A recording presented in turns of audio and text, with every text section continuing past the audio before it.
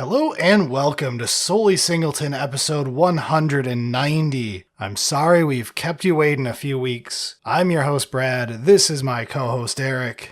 How's it going? The episode I've been working on is still not ready, so instead, how about something that is perhaps the hottest news we've ever covered? Yeah, pretty excited for a card that was spoiled and just want to talk about it even before we get to hot takes. So this is kind of the reason we're gonna do this episode. Let's just rank all the swords and talk about them. Yeah, definitely. Let's talk about swords of X and Y. All right, Eric, I know this is going to feel like a rerun because we just talked about equipment in a ranking episode not that long ago. 3 years ago. No. It was the spring of 2020. Man, time's a fucking wild thing. So, before we get into the full thing, there's a new sword out. Let's read it, and then we can talk about all of them. It has a very nice fitting final name, too. The Sword of Once and Future. 3 generic mana for an artifact equipment with equipped creature gets +2/+2, has protection from blue and black, and whenever equipped creature deals combat damage to a player, surveil 2. Then you may cast an instant or sorcery card with mana value 2 or less from your graveyard without paying its mana cost. If that spell would be put into your graveyard, exile it instead, and it's got equip 2. Our final sword revealed. This is a great ending to the cycle.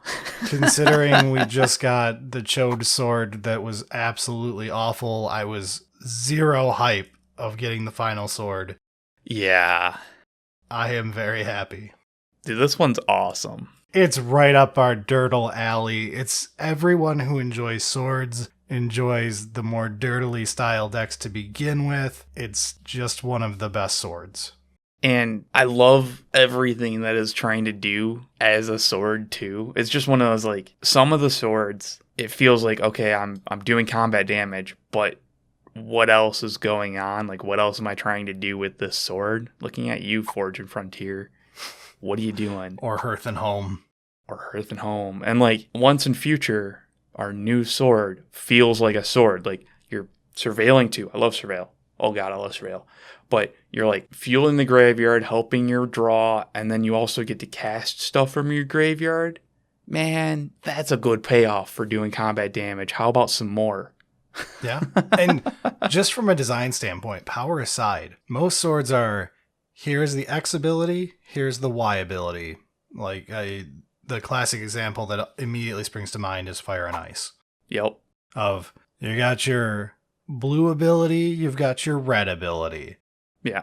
This one is, here's your blue-black effect and your blue-black effect.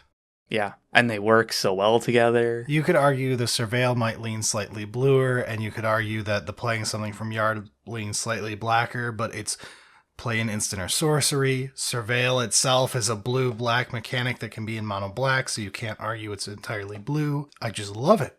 There is massive overlap between it. There's synergy in how the card actually, like, flows. There's a reason that we're doing this episode. Like, we could have just talked about this on Hot Takes, but this sword is awesome. Like, design aspect, the power level is going to be good, and it feels exactly like what a sword's trying to do. Like, I just love the design, and I love this card. I think it's probably my favorite sword. We haven't playtested with it, so... Yeah, you've cast it 0 times, you've read it 4 times. Like, yeah. It might be a little early to say my favorite sword, but damn is it up there for sure. It definitely has the hype factor of, like, it feels like it's going to be my favorite sword, and I love that. Yeah. And honestly, as someone who is not the biggest Fire and Ice fan, like, I understand how good Fire and Ice is when it's good. It's just not my shtick. Right. Once and Future is like the same thing, but my shtick.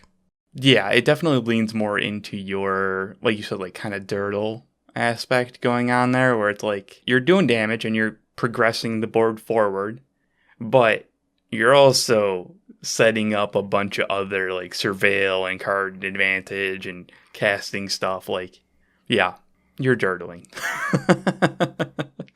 And you're doing it pretty well. All right, so that gets us into the main topic. Let's rank these things now that we've got all 10. Yeah, so Sword of Sinew and Steel is black-red, and whenever equipped creature deals combat damage to a player, destroy up to one target planeswalker and up to one target artifact. I like this a lot. This has become one of my more powerful effects that I'm taking advantage of with artifacts and equipment in cubes. It usurped Feast and Famine as my favorite sword. And it came out of nowhere because I really wasn't hyped for it when the set came out. Like, I'm on the record of, I was like, it seems fine, whatever, we'll test it. It constantly overperforms because it does the thing swords have problems with. Swords only trigger when you hit players. If your opponent has a planeswalker, which is very common, Yes. then you end up having do I go for hitting the planeswalker to get rid of it and lose value on my sword? Do I ignore that to try to get full value out of my sword and potentially leave a walker laying around? Yeah. It feels awful. It does honestly feel terrible. And you have to make the decision of, do I do the damage to the planeswalker or do I get triggers from the sword and do damage to the opponent? And value artifacts exist everywhere, especially in Cube. And if you're an EDH, holy shit. Oh, yeah. Soul Ring is the reason it's a 99 card and not a 100 card format. Yeah. Honestly, it is one of those that there's going to be enough times that, like, you're going to get at least one of them, Planeswalker Artifact, just because that's how things play. And if you're not, you're probably in the board advantage state, especially if you're able to actually hit them and do combat damage. You're winning that game. And black and red protection, solid. Yeah, blue, I believe, is the worst protection color. Yep. Green is pretty good as a protection color because a lot of good creatures are there, at least hypothetically. It's not the worrying about removal. It's about actually being able to do damage through creatures. Black and white being the main removal colors are the two absolute best protections to give. Yep. Red is kind of a middle ground. It's got the problem of it's the tertiary removal color, but just giving +2/+2 means math-wise, red removal, which is all damage-based, is worse before you even get to protection. Yeah. And a lot of red creatures are going to be smaller and, like, it's fine. But red is a creature-heavy color. It does mean there's more chance you're getting value out of it to make you not be blocked. Yeah, I mean, Sword of Sinew and Steel is just, it's very, very good. Yeah. I'll give it my top spot over Once and Future, but that may change as I play with Once and Future because, oh boy, is it my jam. Yeah. So then, let's go to the other sword that's from the exact same set, Truth and Justice, which is a lot lower. Yeah, Truth and Justice is white and blue, and combat damage to a player, put a +1/+1 counter on a creature you control, then proliferate. Oh, man. It's just so very mid. I don't think it's actively bad like a couple of the swords, but it doesn't matter very much. And a large problem is, at least in Cube, that +1/+1 counter and proliferate are trying to do, like, generally you're trying to theme a deck style around that, and the sword's just not really gonna be what you're trying to do in that deck very often. Like, you just want more creatures that do this type of thing instead of playing an equipment for 3 and then equipping for 2 and then trying to buff either this creature or another creature. And, like, it's fine. It's not bad. It's just you're not getting that much out of that combat damage trigger. Yeah, nothing it's doing feels special. Right. It never feels like, oh my god, the power. Right. So I would say this is like my dead middle sword, and I may readjust as we go through the whole list here. This definitely goes in towards the middle. White protection is pretty good. Blue is not really that useful. So it's fine. Middle tier. Moving on to War and Peace, we've got protection red and white, and when it deals combat damage to a player, Sword of War and Peace deals damage to that player equal to the number of cards in their hand, and you gain 1 life for each card in your hand. Hey, we found the worst sword, although we found what it was historically the worst sword. Yes. There's 2 other racing to the bottom. This one, it's just got a lot of problems. on what it's trying to do. Like, the red protection, like we said, is fine. The white's pretty decent. It has the problem of it's an aggressive leaning sword. Swords are slow. Yeah. It's a card that wants cards in hand. Swords are slow. You're aggressive, emptying your hand. Your opponent is probably answering stuff, having to play more proactively to stay alive. Exactly. The sword often feels incredibly vanilla. Yeah, and you bring up a great point on your opponent is going to be using their cards to deal with your active threats because you're forcing them to deal with them. That's what being aggressive is. If they're not reacting to your aggression, they're just dying. So they're not going to have that many cards. So they're not going to be taking that much extra damage from the trigger. And because they're trying to answer your threats as you're constantly threatening, chances are it's going to be hard to equip your sword in the first place. Right. It may have come down right after a board wipe happened. It's often problematic, especially because, when we get into the statistics of drafting, if you're drafting this in Cube, you've got the worst problem of you're an aggressive deck. Statistically, you're more likely to be in white and red, which makes your protection statistically worse. If we're looking at what the outcome of the draft could be and how many people it could affect, you're probably one of the people you're getting protection from. Yeah, and oftentimes it means that the red portion is even less impactful. Like, there'll still probably be some white control stuff going on, but you have likely hoovered up a lot of the red creatures, at least early game creatures where this matters. Yeah, or you would be targeting playing a different sword in your deck. Right. So it's just one of those, War and Peace it's just not good. It's arguing for those last couple slots. I would say historically it is by far the worst sword. We'll talk about Hearth and Home and Fortune Frontier in a minute. Yeah, it was the worst for a while. There's been some recent disappointments. Moving on to Body and Mind, we've got protection green and blue, and when it deals combat damage to a player, you create a 2/2 green wolf creature token, and that player mills 10 cards. This is a powerful mill effect in a 40-card format. If we're looking at EDH, maybe not.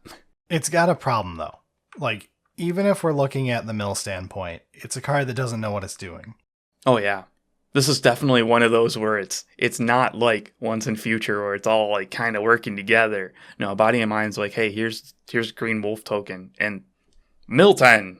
Yeah, it feels scatterbrained where okay, so I guess the wolf could be a future body to equip with.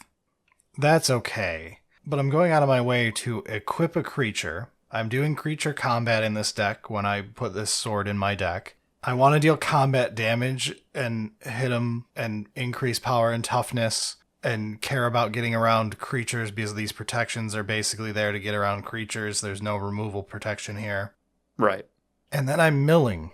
And it's that player mills 10 cards. Yeah, it's not even that you could target yourself for something clever. You can't do some I'm going to be real clever and have my self-mill engine kind of just come on from value. Not you're trying to really take advantage of stuff, but you're just playing a value engine that you'll get stuff from it. Nope, you don't even have that option. You're just attacking them on two different fronts of damage and milling them. It's weird. Yeah, it's never been the worst sword because, again, making a wolf token's pretty good. But it's never been a great sword either. I think it's still probably worse than Truth and Justice, as much as I don't think Truth and Justice was a great addition. It's serviceable, and sort of Body and Mind has always been that scatterbrain, doesn't know what it's doing sword. I think it highly depends on the cube. If you're able to really take advantage of that first +1/+1 counter, then Truth and Justice has that extra bonus. But if it's just generic, I think Body and Mind wins out just because it makes that 2/2 wolf. So if they deal with this creature, you can just pop it over. And the milling 10 does give a clock. They're trying to do shenanigans. Well, guess what? Your slow control deck, you have to win somehow before you mill yourself out. I worry because at the same time, the first mill trigger could be more dangerous for you than it is a good thing. The first mill trigger is definitely more dangerous. Yeah. But it's if you get to the second one, then it's like, okay, now you are on a clock. If you have draw, you're going to have problems and trying to figure out how to end the game quick enough. And if you're trying to play this in like EDH, forget it. The mill is flavor text to straight up downside. No. Oh, no. I think the protection colors make Truth and Justice go over it for me. Possible. They're close. They're very close. Let's go for one that's not close. Feast and Famine. Yeah, Feast and Famine is prot black and green, and whenever creature deals combat damage to a player, that player discards a card and you untap all lands you control. Before Sinew and Steel, this was by far my favorite sword. I think it now is probably in third place. It may be in second if Once and Future is not as good as I think it is. I think Sinew and Steel surpassed it because, again, a new era of Magic. It's not the good old days. Everyone's got walkers. The place you're playing a sword is not 2010 standard. You're playing it in Cube or EDH. To be fair, I do think Feast and Famine is still extremely powerful in the Extremely powerful everywhere. I still think it's incredibly good. Like third place in this lineup of legendary artifacts that everybody knows is a fine place to be. And again, it may end up still being second once we play with Once and Future a bit, but I'm going to say it's third right now.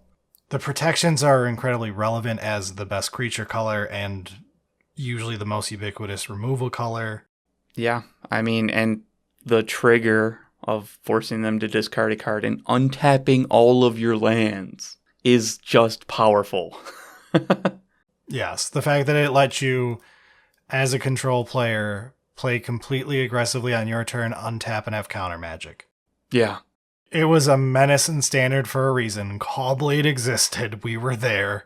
Even if you're not a control player, though, and you're just playing mid-range, it lets you push more, push faster kind of thing. It just gives you an extra turn, essentially.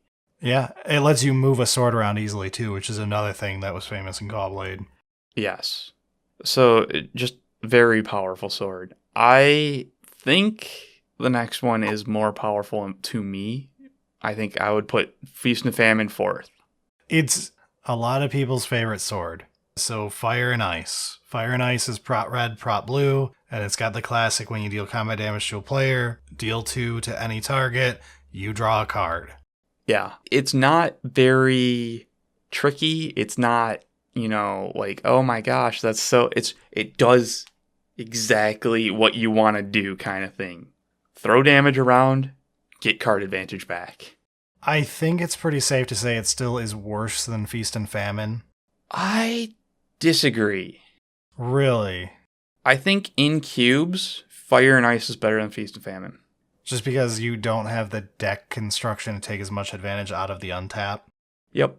I would say in EDH, Feast and Famine likely more important. Sure, because anywhere constructed will be more prepared to take advantage of Feast and Famine than if you're playing something that is inherently limited.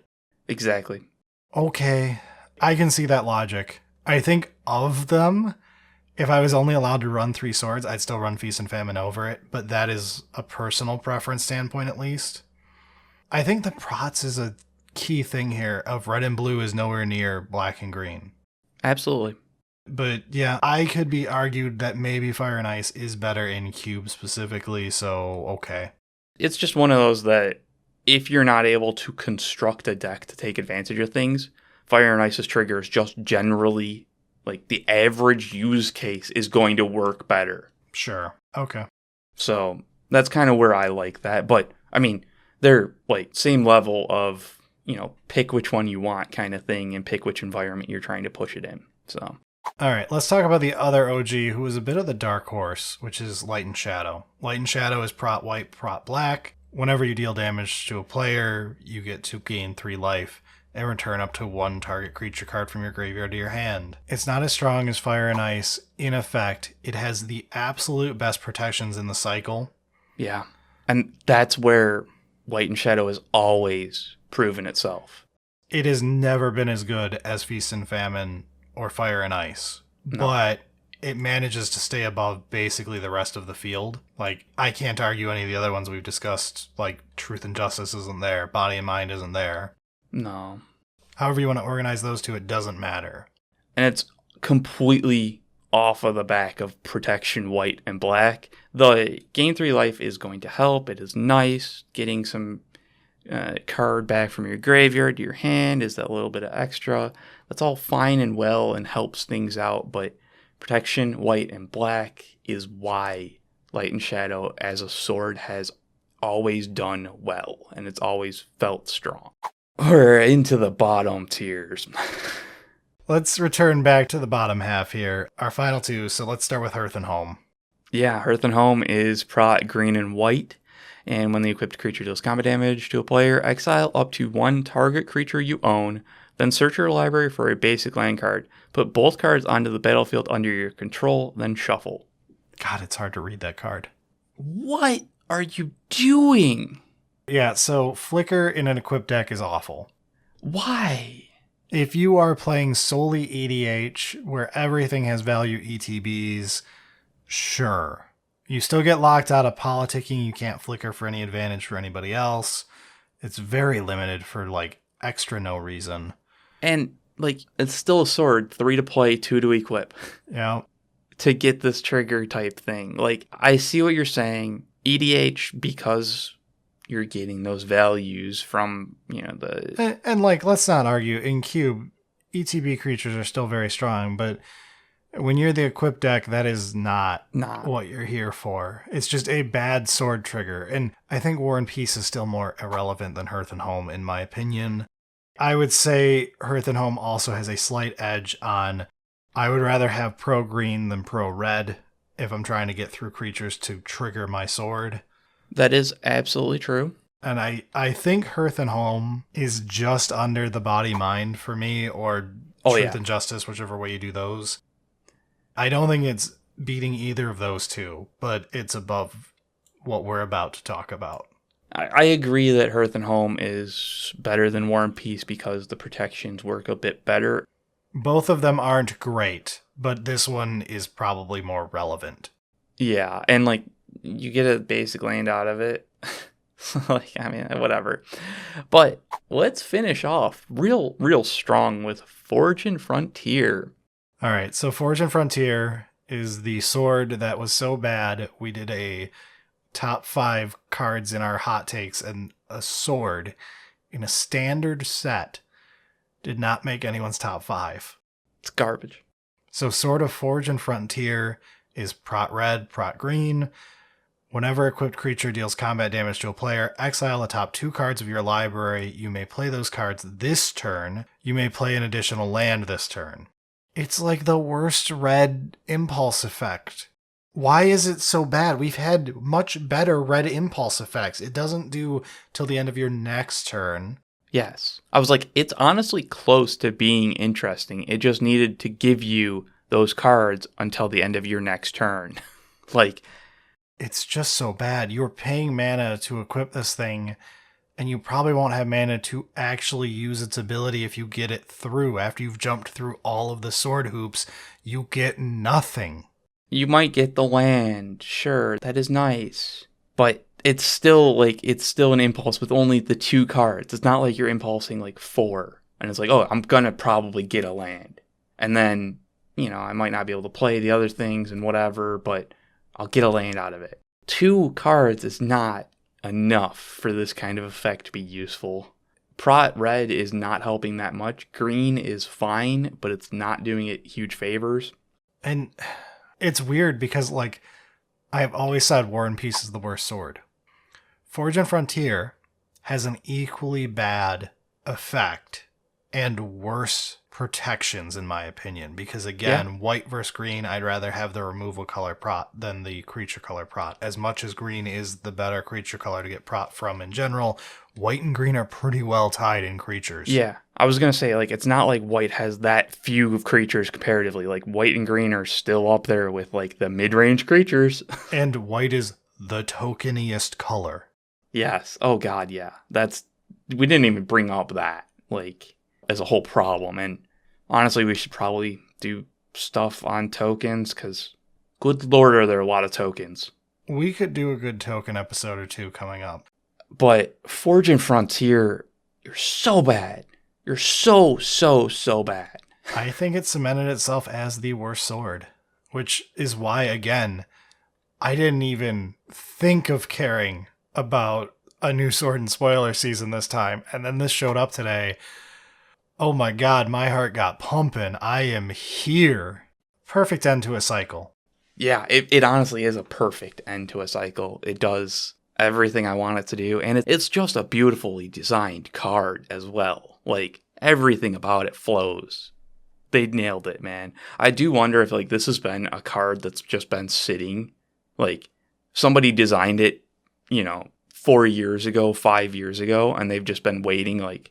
Yeah, designed it when they designed Feast and Famine and went a bit too hard. Yeah, and they're like, maybe this is too good to be printing. Yeah. And then they just shelved it, and then they were like, let's do Sinew and Steel and Truth and Justice first, check things out.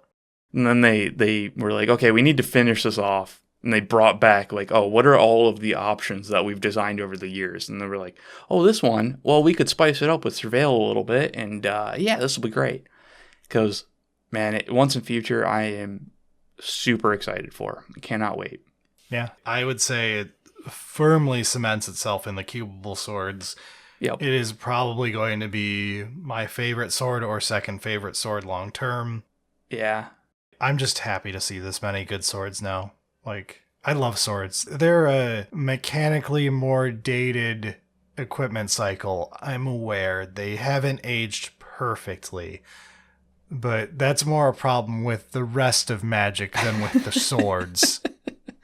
And the top ones still are good enough that they're tangoing. Sinew and Steel is a great pick in Cube. Yeah. So, super excited. And yeah, I mean, well, I guess we'll do a quick shout out and hot takes or something about it. But like, couldn't wait. We're probably continuing the top 5 thing for hot takes because I think everyone liked how that turned out. Yeah. It beats having to sit there for 7 hours doing hot takes too, which is nice because it's a nightmare, as many of you know, to schedule Christian to show up. Let alone then having editors try and kill themselves on it. Yeah, so I think we'll do it again, and I mean, it's going to make my top 5. The question is, can anything usurp it as my top card? Not that we've seen so far. There's one other I'm thinking of that comes close. I very much like it, but that's a topic for hot takes. I look forward to it. All right, let's get out of here for the week. Sounds good.